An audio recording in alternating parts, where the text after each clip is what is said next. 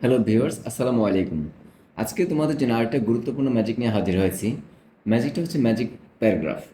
এর আগে আমরা ম্যাজিক প্যারাগ্রাফ ব্যাড সাইড নিয়ে আলোচনা করেছি, আজকে হচ্ছে গুড সাইড নিয়ে আলোচনা করব। এছাড়া আমরা আরও একটা ম্যাজিক দিয়েছি যেটা হচ্ছে সায়েন্স রিলেটেড প্যারাগ্রাফ নিয়ে।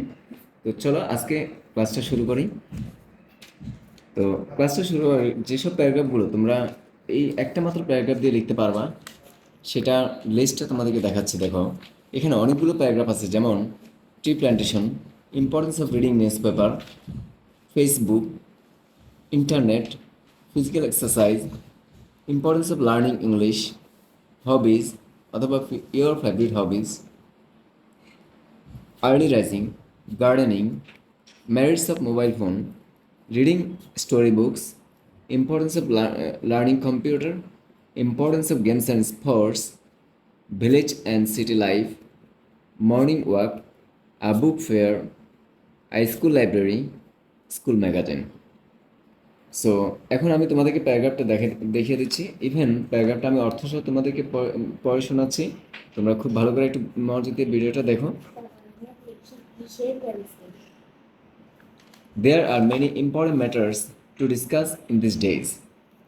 আজকাল ডিসকাস করার অনেক গুরুত্বপূর্ণ ম্যাটার রয়েছে।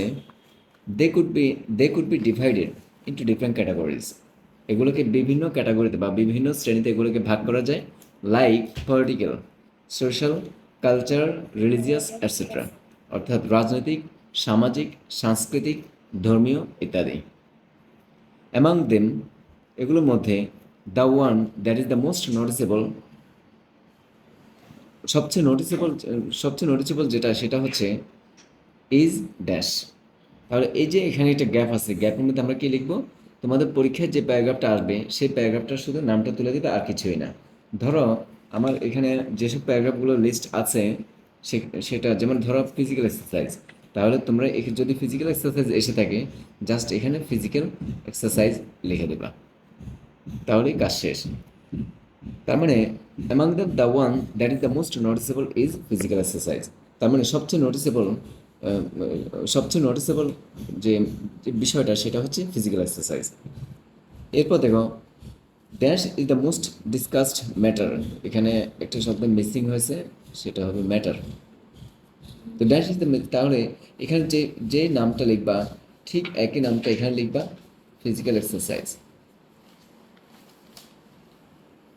Physical exercise is the most discussed matter because when we open the headlines of a newspaper, যখন আমরা একটা সংবাদপত্রের হেডলাইন ওপেন করি, অর টিভি এভরিডে, প্রতিদিন যখন আমরা সংবাদপত্র অথবা টিভির যে হেডলাইন সেগুলো ওপেন করি, we see the news about physical exercise.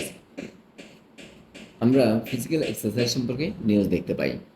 Even a child knows about what dash, এমনকি একজন শিশুও জানে about what dash, what physical exercise.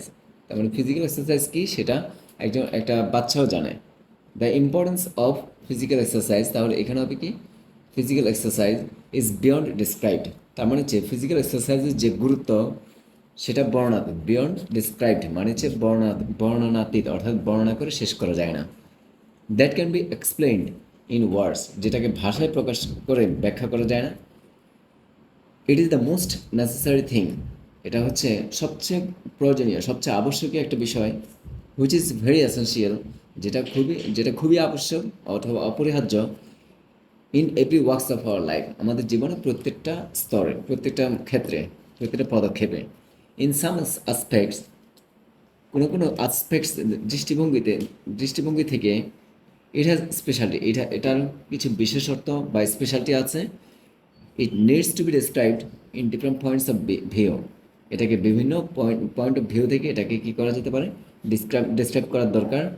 So we should know, তাই আমাদের জানা উচিত about the necessity of physical exercise. তো আমি এখানে ফিজিক্যাল এক্সারসাইজ লিখেছি, তোমরা পরীক্ষার যে কোশ্চেনটাই আসবে, যে প্যারাগ্রাফটা আসবে, জাস্ট ফিজিক্যাল এক্সারসাইজ জায়গায় ওই নামটা লিখে দিবা, তোমাদের প্যারাগ্রাফের কাজ শেষ। তো আশা করি তোমরা ভিডিওটা খুব ভালো করে মনোযোগ দিয়ে দেখবা, ইভেন এটাকে স্ক্রিনশট দিয়ে এটা ভালো করে মেমোরাইজ করবা এবং পরীক্ষা খাতা লিখে দিয়ে আসবা, তাহলে দেখবা 10-এ 10 পাবা ইনশাল্লাহ।